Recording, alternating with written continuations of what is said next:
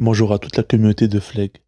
Lorsque Yaakov retrouvera enfin Yosef, il lui dira « Je peux mourir à présent que j'ai vu ton visage, car tu es encore en vie. » Le Chida nous dit quelque chose de très troublant.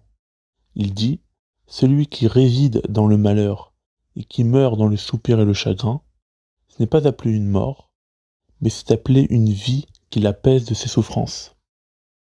Mais celui qui s'installe et réside dans la joie et la sérénité et qui finit un jour par mourir, ça s'appelle une mort et pas une vie. » Lorsque Yaakov y souffrait d'avoir perdu Yosef, si Yaakov était mort durant ces années de souffrance, ça n'aurait pas été considéré comme une mort, mais comme une vie, Chaim.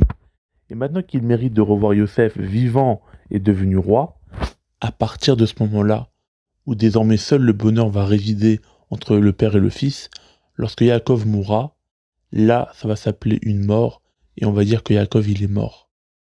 C'est pour ça qu'il dit « Je mourrai une fois que j'ai vu ton visage ». Parce que c'est ça qui est appelé une mort. Pourquoi ? Il dit « Parce que j'ai ressenti de la joie et la sérénité en te voyant. » Ce qui n'était pas le cas avant, quand je résidais dans le malheur de t'avoir perdu. À ce moment-là de ma vie, ça n'aurait pas été une mort que de mourir, mais plutôt une vie.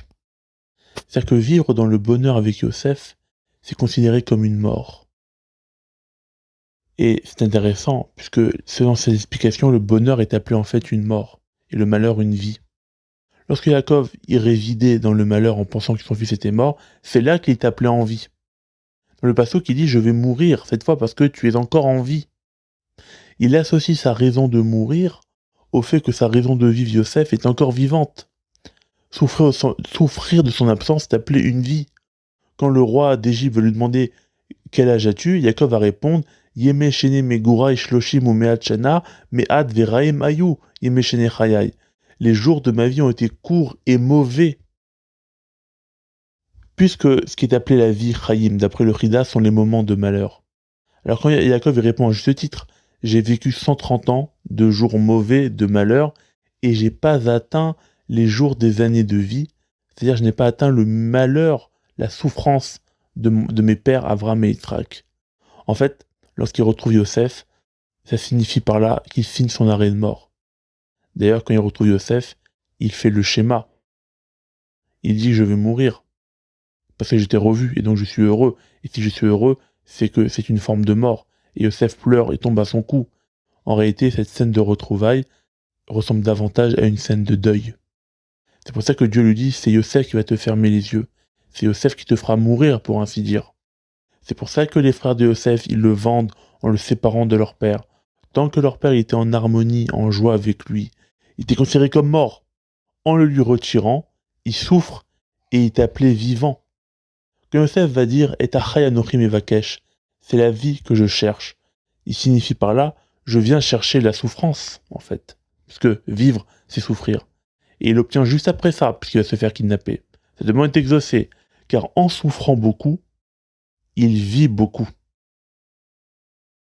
Et quand il dit « Aod avichai », est-ce que mon père est toujours vivant ? Est-ce que mon père souffre toujours ? Ça résonne autrement désormais. Est-ce que mon père réside toujours dans le malheur de ma séparation afin qu'il soit considéré comme vivant ? Parce que c'est la souffrance qui donne le statut de vivant et la joie donne le statut de mort. On comprend pourquoi Yosef pleure sur son cou en le retrouvant. Il pleure parce que son père va mourir du fait de l'avoir retrouvé. C'est pour ça que son père récite le schéma. C'est pour ça qu'en fait les retrouvailles sont une scène de deuil. Il dit « Mes pères ont beaucoup souffert.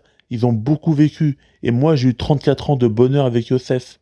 Donc je suis mort plus tôt, vu que le bonheur est une mort. » Donc quand on dit « Od Yosef Rai », Yosef est toujours en vie, c'est-à-dire il est en vie parce qu'il souffre.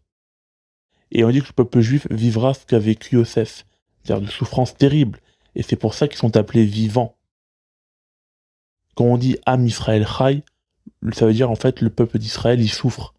Et c'est parce qu'il souffre qu'il sera toujours vivant. C'est pour ça que la paracha commence par le mot de Vayechi.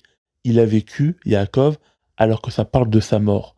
Puisque en fait, la mort, c'est le fait d'avoir vécu dans la joie, et la véritable vie, c'est d'avoir souffert. Shabbat shalom à tous.